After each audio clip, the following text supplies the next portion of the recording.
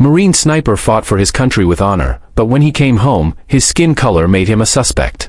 What happened next shook a courtroom, silenced a nation, and made a 4-star general rise to his feet to apologize. After 3 tours in the Middle East, Darius Kendricks came home to a country he had nearly died protecting. The air felt different back in Georgia. Quieter. Softer. The kind of quiet a soldier either cherishes or fears. For Darius, it was a strange mix of both. He wasn't a man of many words, and war had taught him to speak even less. But this was home. Or at least, it was supposed to be. He arrived back in Savannah with little fanfare, just as he preferred. No welcome banners, no flags waving at the airport, just his duffel bag slung over one shoulder and the quiet shuffle of a Marine stepping back into civilian life. The only person waiting for him was his younger sister, Tiara. She hugged him so tightly at baggage claim that for a moment, Darius forgot about the sand, the snipers, and the silence of lost friends. For a second, he could breathe. The days that followed were simple. Darius wasn't one for celebrations. He just wanted to enjoy the peace he'd earned. The hum of an old ceiling fan in his childhood bedroom. The smell of sweet tea in the kitchen. The bark of the neighbor's dog next door. He slept better than he had in years, even if the dreams still came. One warm Saturday morning, just 2 weeks after returning home, Darius offered to go to the store for his mom. They were out of milk, bread, and a few things for dinner. It was a small errand, but for Darius, it was a symbol. A quiet moment of normalcy. He pulled on jeans and a plain black t-shirt, clipped his keys to his belt loop, and walked down to the local grocery store, a place he'd gone to 100 times growing up. He was in the cereal aisle, trying to decide between Raisin Bran and Frosted Flakes, when he noticed something strange. 2 uniformed police officers had entered the store. They weren't browsing. They were moving with purpose. Fast. Focused. Their eyes swept the aisle, then locked on him. Darius turned his head, thinking maybe someone was behind him. There wasn't. One officer called out, "Hands where we can see them." Darius froze. "What's going on?" he asked, raising his hands calmly. The officers didn't respond. Within seconds, they closed in. One grabbed his wrist. The other pulled his arms behind his back and slapped cold metal cuffs onto them. "You're making a mistake," Darius said, still calm, still trying to understand. "Can you just tell me what this is about?" Still, no answer. They didn't read him his rights. They didn't tell him what he'd supposedly done. The other shoppers stood in stunned silence as the officers led him past the cash registers, out into the parking lot, and into the back of a patrol car. Heads turned. Phones came out. A few people whispered his name. Some just stared. Darius kept his eyes forward. His hands were cuffed behind his back, but his spine stayed straight. He didn't resist. He didn't shout. He had survived Fallujah. He wasn't going to break here. At the station, they took his fingerprints. His photo. Asked him to remove his belt and shoelaces. He sat quietly in a holding cell while an officer typed on a keyboard outside. He could hear the clicking of the keys. It was the only sound in the room. He sat there for nearly 2 hours before anyone finally came back. "You can go," the officer said flatly. "No charges?" Darius asked. The officer looked uncomfortable. "We got the wrong guy." That was it. No apology. No explanation. No handshake or glance of respect. Just the sound of the door unlocking and the officer moving on like nothing had happened. Darius stepped out of the holding cell, rubbing his wrists where the cuffs had been. He didn't yell. He didn't curse. He didn't threaten to sue. He simply walked out of the building into the same Georgia sun he had bled for overseas. His mother's car was still parked outside the grocery store when he walked back to it. His groceries were still inside, bags now a little warm under the heat. He sat there for a long time before turning the ignition. He looked at himself in the rearview mirror, not as a Marine, not as a war hero, not even as a man. Just a suspect. A target. A black man in America. He didn't cry. He didn't punch the steering wheel. He just drove home, unloaded the groceries, and told his mom everything had taken longer than expected. She smiled, thanked him, and started putting the milk away. She didn't notice the way his hands shook for just a moment before he slipped them into his pockets. Something had changed in Darius that day. Not broken, no, they hadn't done that. But they had drawn a line, clear as day. And the world would soon know it. Because Darius Kendricks wasn't just another man they cuffed and forgot. He was something else entirely, and that quiet storm was just beginning. In the days that followed his wrongful arrest, Darius Kendricks didn't call the news. He didn't post about it on social media. He didn't call for justice or demand accountability. He went back to his routine, quiet, measured, and controlled, just like the military had trained him to be. But inside, a slow fire had started to burn. People in his neighborhood began to whisper. Some had seen the arrest. Others had heard from friends. And soon, everyone knew. Not everyone believed it, of course. Some thought there had to be more to the story. A man doesn't get cuffed and hauled off in broad daylight for no reason, right? But others, especially the ones who knew him, were stunned. Darius wasn't a troublemaker. He wasn't the loud type. He'd gone to war and come back without complaint. His record was clean. His life was quiet. So why him? He said nothing in public, but quietly, through the right channels, Darius began to ask questions. He spoke to a civil rights attorney who had worked with veterans in the past. He handed over the body cam footage when it became available, along with his military documents, service medals, and honorable discharge papers. He wasn't looking for revenge. He just wanted the truth on record. What disturbed the attorney most wasn't just the arrest, it was the silence surrounding it. No formal explanation had ever been given. No officer had filed a report clarifying the mistaken identity. There was no public record of an apology. On paper, it was as if the incident barely happened. But for Darius, it had happened, and he carried it with him like a scar no one else could see. When asked whether he wanted to go public, Darius hesitated. He didn't want to become the face of anything. He didn't want to stand behind podiums or yell into microphones. That had never been his way. He'd spent years in combat doing his job in silence, trusting others to do theirs. But now, he began to wonder whether silence had become too convenient for too many people. Word spread quietly at first, mostly through veteran groups. A former Marine being arrested without cause, humiliated in his own hometown, hit a nerve, especially among those who understood the sacrifice and structure of military life. Many couldn't understand how a man with 3 tours, multiple commendations, and a spotless record could be treated with such suspicion on the very streets he'd fought to protect. Veterans began sending messages. Some offered legal advice. Others shared their own experiences with discrimination. Many simply said, "You're not alone." Darius responded to almost none of them, but he read every word. Slowly, the weight of their voices began to shift something in him. He realized this wasn't just about what had happened to him. It was about what it represented. A man in uniform can risk his life overseas and still be treated as a threat the moment he takes that uniform off. In a society that claims to honor its veterans, how does that happen? Darius knew he couldn't answer that question alone, but he also knew he couldn't ignore it anymore. When the legal team finally filed the lawsuit, Darius still didn't speak publicly. The press picked it up, but he refused interviews. He wasn't interested in turning pain into publicity. He simply wanted accountability. And more than that, he wanted clarity, for himself, for the community, for the system that had failed him. The city pushed back, calling it a misunderstanding. The department issued a vague statement about procedural confusion. But the body cam footage told a different story. It showed 2 officers approaching a calm man doing nothing suspicious, giving him no reason for detainment, and leading him away without charges or explanation. There was no resisting. No danger. Just silence. That footage didn't go viral right away. But those who saw it were struck by something deeper than outrage. It wasn't just the injustice, it was how Darius responded to it. Not with anger. Not with threats. But with a calm that unsettled even those in power. He didn't scream. He didn't resist. He didn't flinch. He stood still, arms behind his back, looking each officer in the eye as if to say, "This is who I am. And someday, you'll have to answer for it." The silence became its own kind of resistance. It wasn't weakness. It was control. It was dignity. And for many watching, especially young black men who had experienced similar moments of fear and humiliation, that silence spoke volumes. By the time a court date was finally scheduled, Darius still hadn't given a single interview. But the nation had already started paying attention. Not because he shouted, but because he didn't have to. His stillness had become a mirror. And what people saw reflected back at them was something too many had ignored for too long.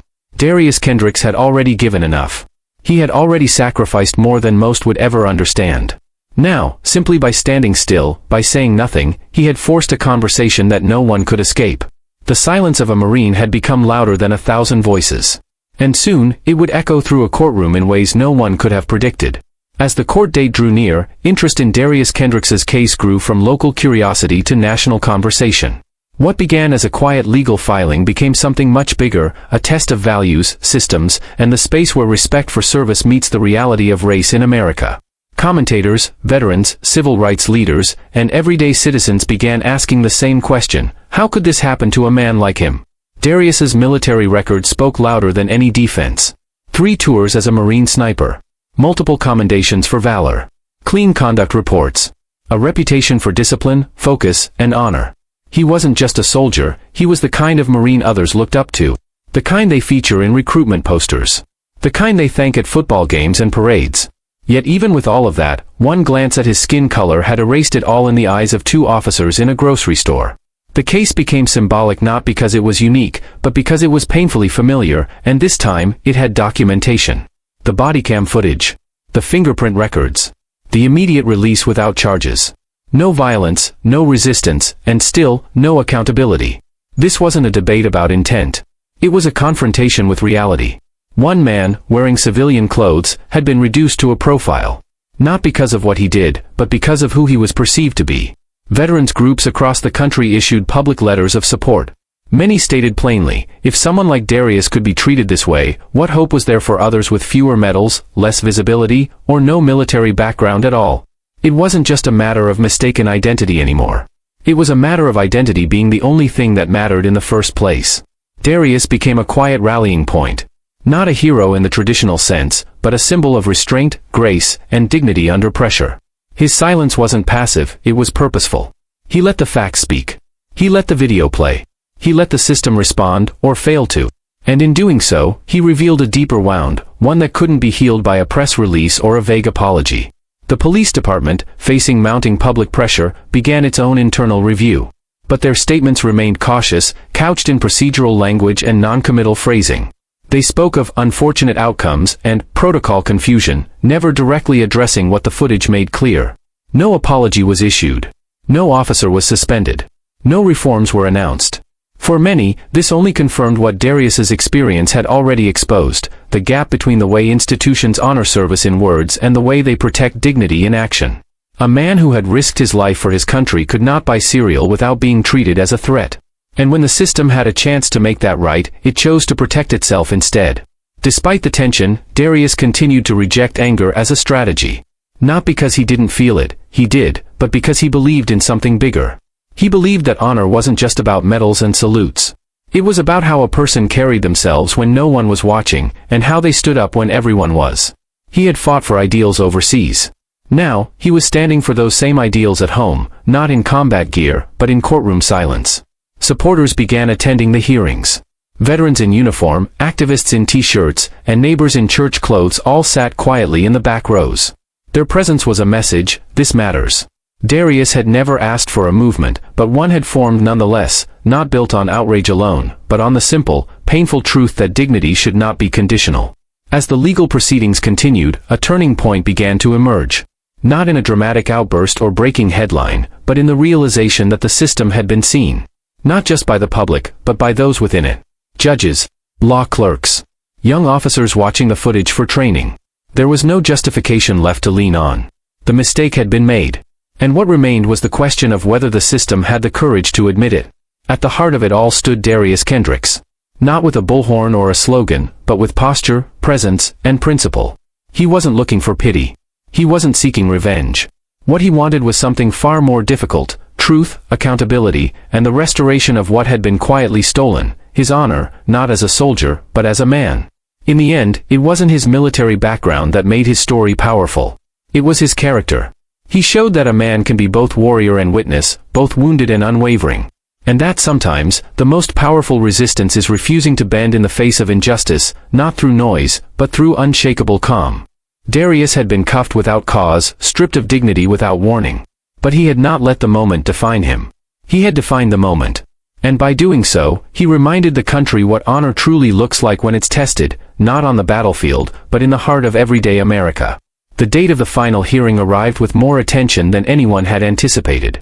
What began as a quiet legal challenge now carried the weight of a national reckoning. The courtroom was packed with veterans, legal observers, and community members. Some came out of solidarity. Others came to see if justice could still mean something.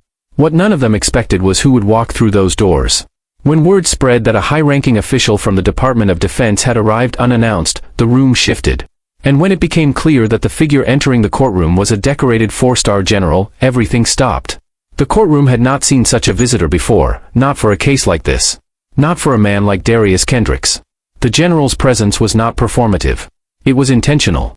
It wasn't tied to public relations, nor was it part of a military press strategy. It was a personal decision. The general, whose name had been etched into the annals of American military leadership, came not to speak for the Pentagon, but to acknowledge what had been done to one of their own. It was an act of respect, but more than that, it was an admission.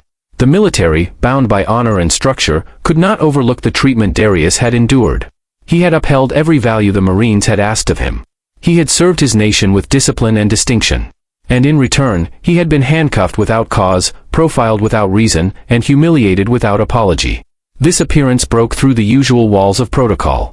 The courtroom was not accustomed to moments of military deference. But what this moment represented was not about rank, it was about accountability from within the very institution that trained Darius. The message was simple and powerful: if the justice system failed to honor him, the military would not. The general did not disrupt the proceedings. There was no dramatic gesture. But his statement, entered formally into the court record, was deliberate and clear. It acknowledged Darius's service and expressed deep regret that he had returned to a country still unwilling to see past skin color, even when staring at a war hero. For the public, the general's appearance marked a turning point. It was rare to see such a high-ranking official engage with a local civil case, particularly one involving police conduct. It sent a ripple through institutions, one that could not be dismissed. This was no longer a matter of opinion or protest. This was recognition from the highest levels of national defense that something had gone terribly wrong. The general's words resonated far beyond the walls of the courtroom. They were quoted across media platforms, repeated in veteran forums, and studied in classrooms. He did not shy away from the truth. He said, without qualification, that Darius had been failed. And that when someone wears the uniform of the United States Marine Corps, their dignity should not be negotiable once that uniform is taken off. What this moment uncovered was the silent contract that exists between a nation and its soldiers. Service is supposed to earn protection, not punishment. Integrity is supposed to earn trust, not suspicion. Darius had fulfilled his end of that contract with 3 tours in hostile territory. His country, on that day in the grocery store, had broken its end. The general's presence didn't absolve the police officers involved. Nor did it erase the humiliation Darius experienced. But it added a level of gravity the case had previously lacked. It made it impossible to dismiss his story as isolated. It made it impossible to pretend the system worked as it should. It made the consequences of racial profiling feel national, not just personal. For many veterans of color, the general's act was more than symbolic. It was a long overdue acknowledgement that even their service didn't shield them from discrimination. That no amount of medals or discipline could stop a biased assumption in a split second. It validated years of quiet frustration and invisible wounds carried home from both war zones and neighborhood streets. The legal outcome of Darius's case still had to unfold. But something deeper had already shifted. His story, carried on the shoulders of silent dignity, had reached the heart of the military establishment. And the general, by standing in that courtroom, had ensured it would never be ignored again. Darius had not asked for the spotlight. He had not demanded that anyone defend him. But his conduct, his restraint, and his moral clarity had drawn allies he never sought. What began as a moment of shame in a parking lot had evolved into a statement of principle echoed at the highest levels of leadership. In that moment, the nation witnessed what true solidarity looks like, not in grand speeches, but in the willingness of power to kneel beside humility. The general's entrance wasn't about making a statement for the cameras. It was about reminding the country that those who serve deserve more than applause. They deserve to come home with their dignity intact. The presence of a 4-star general in the courtroom had shifted the tone of the entire case. Suddenly, the legal system could no longer treat the matter as routine. It could not rely on standard procedure, vague language, or quiet dismissal. The stakes had changed, not because Darius Kendricks demanded it, but because the truth had become undeniable. This was no longer about one incident. It was about the pattern, the silence, and the overdue reckoning with what justice is supposed to mean in America. Justice, for many, had long meant punishment. It meant crime and consequence, courts and convictions. But for Darius and those watching his case unfold, justice began to take on a deeper definition. It meant restoration. It meant truth-telling. It meant accountability that went beyond policy memos or quiet settlements. It meant returning to someone what should never have been taken in the first place, their dignity. The legal proceedings moved forward, but with more eyes on them than ever before. Public pressure forced transparency. Civil rights organizations submitted formal amicus briefs. Veterans groups offered legal and moral support. Community leaders began to ask not just what the officers had done, but what the city would do to make it right. There could be no justice if the system simply moved on as if nothing had happened. Some voices called for harsh punishment for the officers involved. Others demanded reforms in training, oversight, and community policing. But Darius, in every public comment, focused not on retribution, but on responsibility. He asked the courts to consider not only the law, but the human cost of ignoring bias when it hides behind a badge. He wanted change, but more than that, he wanted acknowledgement. Not for himself, but for every person who had been treated as a threat for no reason beyond appearance. Justice, in his eyes, was not about revenge. It was about clarity. It was about telling the truth out loud, in a space where lies so often passed for protocol. He knew his case wouldn't fix everything. But he believed it could reveal something essential, that without honesty, no system can ever truly protect the people it claims to serve. As deliberations continued, public institutions began to respond. The city council held a special hearing on policing standards. The police department launched a review of racial profiling complaints over the past decade. Schools invited veterans and community leaders to speak on equity and service. These actions weren't enough, and they weren't fast, but they were a start. They were proof that sometimes, justice begins not with a verdict, but with discomfort. The court eventually acknowledged wrongdoing, not in the sweeping language some had hoped for, but in a series of legal recognitions that established Darius's rights had been violated. The officers had lacked probable cause.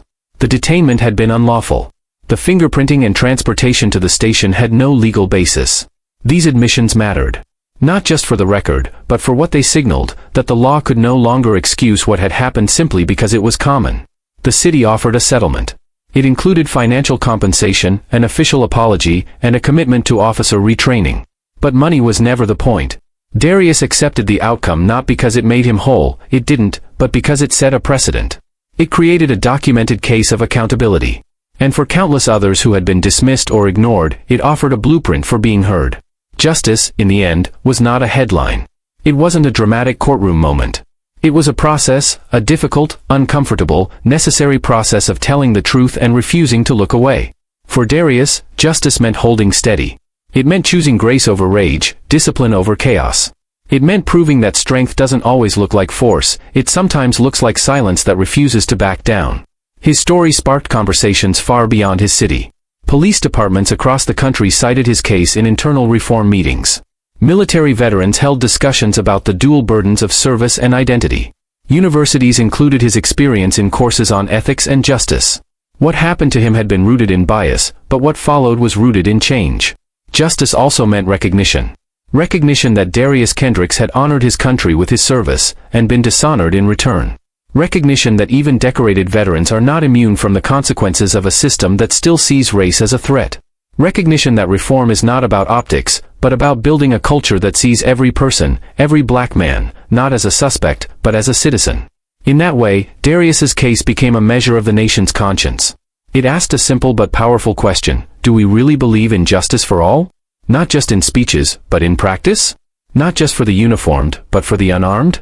Not just in courtrooms, but in grocery stores? The answer, at least in his case, was beginning to form. Slowly, unevenly, but undeniably. Justice had started to mean something more than a verdict. It had started to mean transformation. As the national conversation around Darius Kendricks's case continued, it became clear that his story was no longer just about a wrongful arrest. It had evolved into something far more profound, a mirror held up to a country still struggling with its own contradictions. A nation that sends young men like Darius to represent the ideals of freedom abroad, yet often fails to extend those same ideals to them once they return home. Across the country, his name became a symbol. Not a celebrity, not a headline sensation, but a touchstone for people, especially veterans, particularly black veterans, who had long felt invisible after their service. In towns large and small, community centers hosted conversations about race and patriotism. Veteran halls, where stories of battlefield honor were shared, now included discussions about the quiet battles faced in parking lots and police stations. Darius had served his country without complaint. He had asked for nothing in return except to live in peace. But his uniform had not shielded him from suspicion. His service had not erased centuries of systemic inequality. His medals had not protected him from being seen first as a black man, and only later, if at all, as a Marine. What struck many Americans was how little protection honor could provide once the uniform came off. Darius had done everything right by societal standards. He had served, sacrificed, and survived. But in that grocery store parking lot, His accomplishments had vanished in the eyes of those who claimed to serve and protect. What remained was a body, a skin tone, a profile. That reality unsettled people. And it needed to. The story of Darius wasn't just powerful because of what happened to him, it was powerful because of how common his experience was, even among those who had worn the same uniform. Thousands of service members of color saw in Darius a version of themselves. The careful way he moved through public spaces.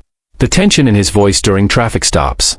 The knowledge that a salute overseas didn't guarantee safety back home. Yet, Darius never positioned himself as a victim. He remained grounded in purpose. He understood that his case had opened a rare opportunity, a chance for reflection that extended beyond police departments and courtrooms. His experience challenged a culture that too often separates patriotism from accountability. He reminded people that the two must go hand in hand. A wave of reform-minded legislation followed in some regions. Policies were proposed to track the treatment of veterans by law enforcement. Cultural competency and implicit bias training became more widespread within police academies. Cities began re-evaluating how honorably discharged veterans were treated in public systems, including healthcare, housing, and, critically, public safety. But beyond policies, the deeper shift was emotional. People who had never questioned their assumptions began to think differently. Teachers asked students to write about what true service looks like. Clergy spoke about dignity, not just as a spiritual value, but as a civic one. Families discussed how easily assumptions can lead to injustice, and how hard it is to rebuild trust once it's been broken. In media, Darius's story inspired documentaries, podcasts, and thoughtful analysis, not just sensational coverage. Rather than reducing him to a headline, more voices centered the broader issues his case revealed. Black military families were invited to share their experiences. The stories of others, some heartbreaking, some hopeful, began to surface. And through them, a fuller picture of patriotism emerged. This broader narrative revealed a paradox, that some of the country's most committed defenders often return to find that their sacrifice is overlooked. They do not ask for special treatment, but they do expect fair treatment. That expectation, once considered modest, now stood as a demand for justice, humanity, and visibility. Darius's quiet strength resonated because it challenged conventional notions of power. He did not riot. He did not shout. He stood firm, and the nation had to lean in to hear what he represented. In doing so, many began to question the systems they had accepted for too long. And they began to imagine what it would look like if justice were guided by empathy as much as by law. His journey redefined what it means to be a brother in uniform. It showed that courage doesn't end at the battlefield. It continues in the quiet battles for identity, dignity, and equality on home soil. It reminded the country that the uniform is not a shield from prejudice, and service is not a magic eraser for bias. But it also showed that character, when unwavering, can move even the most resistant hearts. As his story spread, it became clear that Darius had given his country more than 3 tours of service. He had given it a moment of truth. A chance to look inward. A reason to reconsider the promises written in its founding documents. And in that reflection, many Americans found themselves rethinking not just how they viewed veterans, or black men, or the criminal justice system, but how they defined loyalty, bravery, and justice itself. The story of Darius Kendricks did not end with a court ruling or a national apology. Instead, it continued to grow, evolve, and ripple across communities in ways no one could have predicted. What began as an unjust arrest became a catalyst for something far greater, a movement of remembrance, reform, and quiet resolve that outlived headlines and outlasted press conferences. For many Americans, especially black veterans and service members, Darius became more than a name. He became a symbol of resilience in the face of contradiction. A living example that you could wear your country's flag on your shoulder and still be viewed as a suspect when you walked into a store. But he also became proof that how one responds to injustice can change the course of that story, for themselves and for countless others. In schools across the country, educators began using his story to teach young students about civic duty, identity, and moral courage. Not as a cautionary tale, but as a testament to how dignity can be preserved even when systems fail. Civics classes asked students to consider the balance between public safety and individual rights. Military instructors added Darius's case to training materials that explored racial dynamics within and outside the armed forces. These shifts didn't solve every issue, but they ensured the next generation would ask harder questions. Veterans organizations, especially those representing people of color, built outreach programs inspired by his experience. They created mentorship pipelines for recently discharged soldiers and worked with local law enforcement to foster better relationships in areas with high veteran populations. More importantly, they made space for conversations that had long been pushed aside, what it means to return home and still feel like a foreigner in your own country. Darius had lived that reality, and now others felt empowered to speak on it. At a national level, congressional hearings referenced Darius's case as lawmakers pushed for greater accountability in policing and stronger protections for veterans in public spaces. While legislative progress was slow, as it often is, the cultural progress was undeniable. There was now language for a pain that had gone unnamed for too long. And in the naming, came momentum. Perhaps one of the most powerful legacies was in the way Darius redefined strength. In a society that often equates force with power, he showed that the strongest response is sometimes the quietest one. He didn't need to scream to be heard. He didn't need to fight back with fists to shake a system. His composure, his calm, his unwavering sense of self, those became the tools of his resistance. And they worked. In interviews, Darius never sought pity. He didn't dwell on the arrest itself as much as he focused on what it revealed. He often said that change doesn't happen when people are angry, it happens when they are honest. His goal was never revenge. It was always awareness. He believed that if people could see what happened to him, if they really looked, it would be impossible to ignore what had been happening to others for decades. His legacy also lived on in quieter ways. In the parents who talked to their sons about pride and caution, but also about the right to be treated fairly. In the officers who re-evaluated how they approached people, realizing that a uniform or a haircut or a skin tone didn't tell the whole story. In the lawmakers and city leaders who, for the first time, truly listened to voices they once dismissed. These were not dramatic changes. But they were real. One of the most enduring elements of Darius's impact was the sense of unity it fostered, across race, rank, and political lines. People who disagreed on many things found common ground in the idea that service deserves respect, and dignity should not be negotiable. His story brought people to the same table who might otherwise never have spoken. And from those conversations came new commitments, new alliances, and new resolve. Years later, his name still surfaces, not in scandal, but in strategy. Not in mourning, but in motivation. Activists cite his case in workshops. Veterans carry his story into job interviews, knowing they are not alone.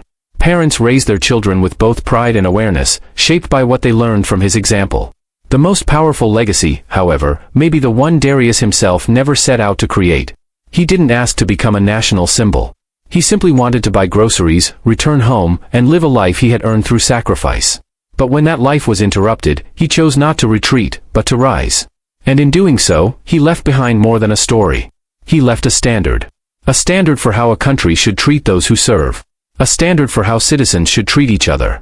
And a standard for how change, real, lasting, human change, often begins with the quiet courage to stand tall when everything tries to push you down.